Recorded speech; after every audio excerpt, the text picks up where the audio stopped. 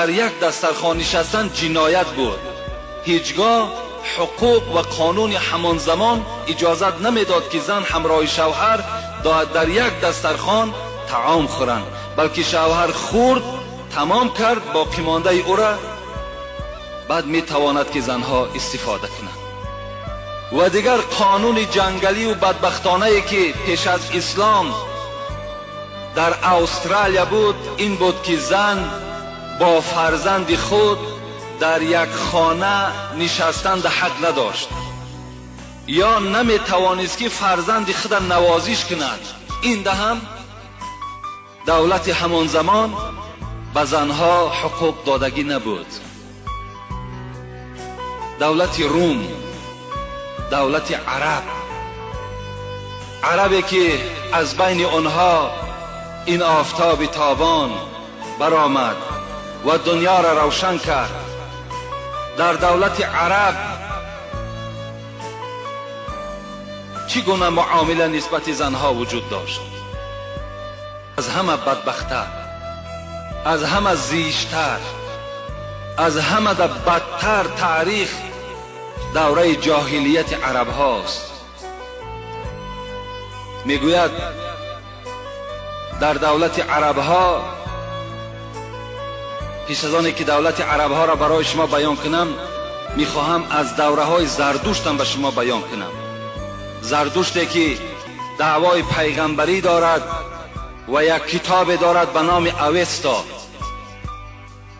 امروزها شاید که ما و شما از زبان بعض شخصیت ها میشنویم که کتاب مقدس اوستا میگویند. آیا این کتاب مقدس اوستا تا چه اندازه مقدس است؟ من برای شما از همین دین زردشت، از همین کتاب اوستا یک اقتباس آوردم، میخواهم همونه برای شما گفته دهم. در دوره ساسانی زردشت که اینه میگد پروفسور کریستین بارتلمه گفتگی که در کتاب ملا مستضعف قراتگینی که یک کتاب الحال وی تبدیل داده است از ایران و اسلام و از مرتضای مطهری که خیلی سندهای مستحکمی دارد، برای ما و شما خبر میدهد که زن در دین زردشت به حیث شخصیت شناخته نمی شود. یعنی وی شخص نیست، وی انسان نیست، بلکه وی به حیث چیز شناخته می شود. یعنی مثل چیزی که در دست ما و شما دنیایی چیزایی که داریم که کسی را خواهیم میتیم و از کسی خواهیم میگیریم، انا زن در دین زردشت میگوید انا همین حقوق داشت. یعنی حیث چیز بود، حیث شخصیت شناخته نمیشد.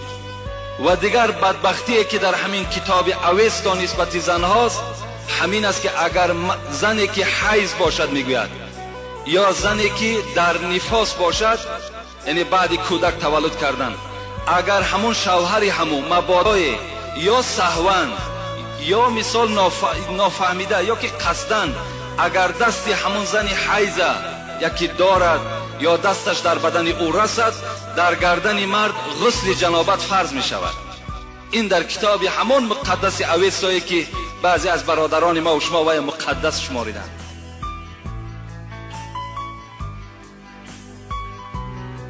و دیگر مسئله های درشت در این دین زردشت و در این کتاب اوستا موجود است که در کتاب اوستا آب، خاک، آتش، اینها خیلی چیزهای مقدسی هستند.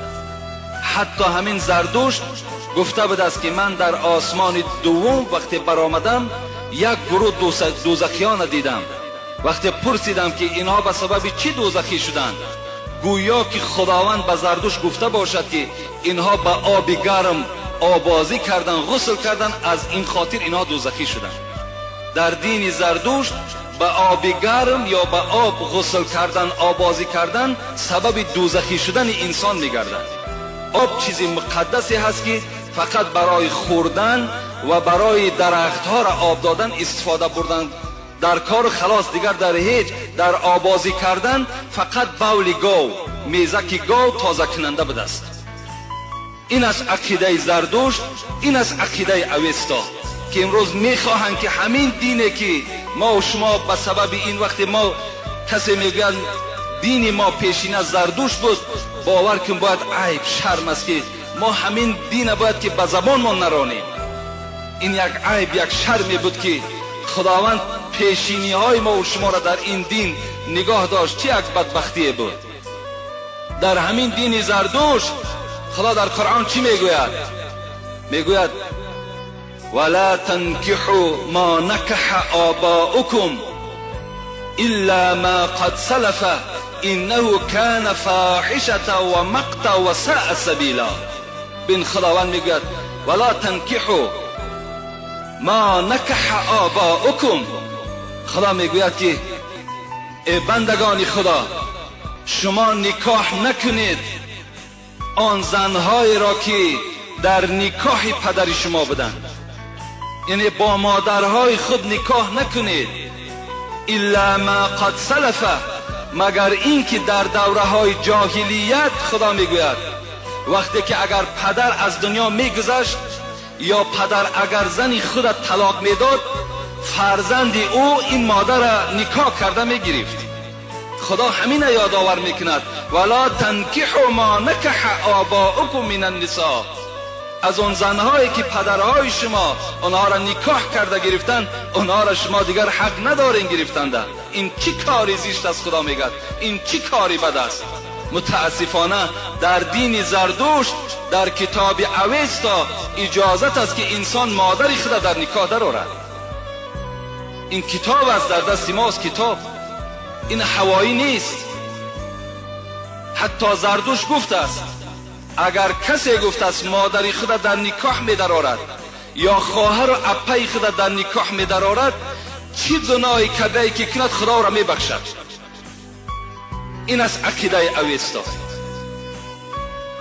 خدا یادآور می شود الا ما قد سلف گذشته، مگر آن گذشتگان این کار زشت برای خود روا دیدن کردند. شما ای بندگان من امروز که به نعمت اسلام مشرف شدید، این عمل را نکنید که این عمل زشت است و بد است و ناخوب است.